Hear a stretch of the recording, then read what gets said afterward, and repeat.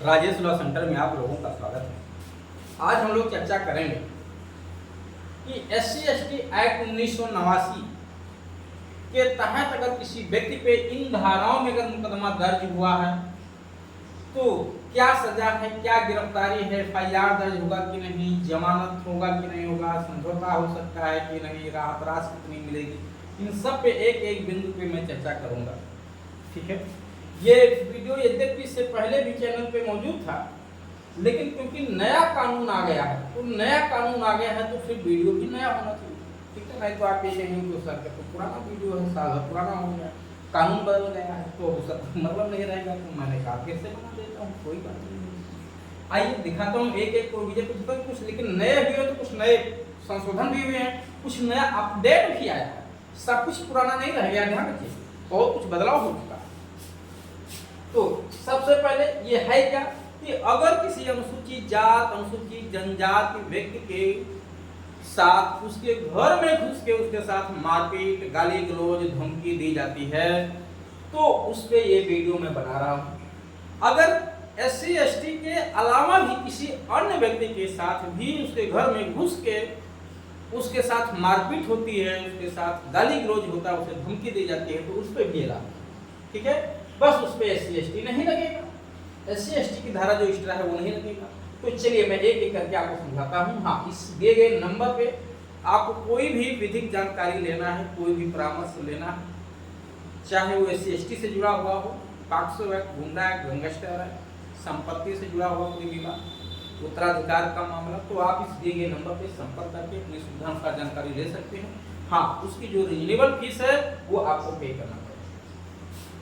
ठीक, और इस तरह से वीडियो से बहुत सारे लोगों को लाभ हुआ, बहुत सारे लोगों ने कॉल भी की, फीस जमा किया, जानकारी लिया, उनका काम हुआ, बाद में बैक फोन भी किया, कमेंट भी करते रहते हैं लोग, सर आपके वीडियो से मेरा ये काम हो गया।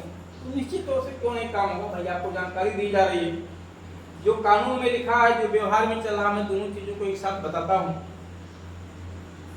अब देखिए यहाँ क्या लिखा हुआ है कि अगर किसी SC/ST व्यक्ति के साथ मारपीट होता है, यह जानते हुए कि यह व्यक्ति SC/ST समुदाय का है, इसीलिए उसके साथ मारपीट हो रहा है, गाली गलौज हो रहा है, उसके घर में घुस के उसको मारा जाता है, तो वहां पे BNS जो नई संहिता आ गई है, पुरानी भारतीय दंड संहिता थी, उसकी जगह BNS आ गया, भारतीय नागरिक सुरक्षा संहिता। ठीक है, 2023, इसकी ये धारा अगर मारपीट हुआ है तो 115 लगेगा। क्या कौन सी धारा लगेगी? 115 लगेगा, और 115 में 1 साल तक का कारावास एवं 10,000 रुपए तक का जुर्माना का प्रावधान किया गया। ये देखिए दोनों ऑप्शनल हैं, फिर भी जुर्माने की राशि जो पहले 1,000 रुपए थी उसको बढ़ा के 10,000 रुपए कर दिया गया। साथ ही साथ घर में घुस के न मारा है आपने, तो घर में घुस के मारा तो धारा 335 लगेगी, जिसमें 7 साल तक के सजा का प्रावधान कर दिया गया है, प्लस जुर्माना भी होगा। उसके साथ आपने धमकी भी दिया है कि थाने पर अगर गए तो हाथ पैर तोड़ देंगे, उजाड़ देंगे, दोबारा छोड़ेंगे नहीं। तो जो धमकी दी हो ना, उस धमकी देने के 351 भी लगेगा तुम्हारे।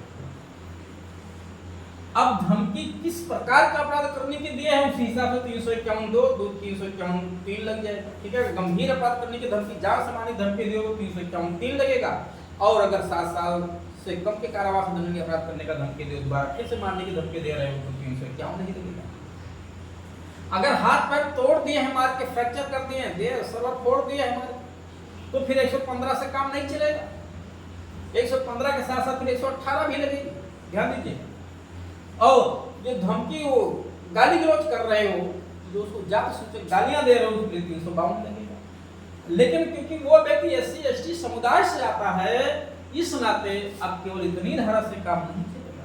अगर ये धाराएं लगी हैं तो इसके समकक्ष SC/ST की ये धाराएं लगेगी।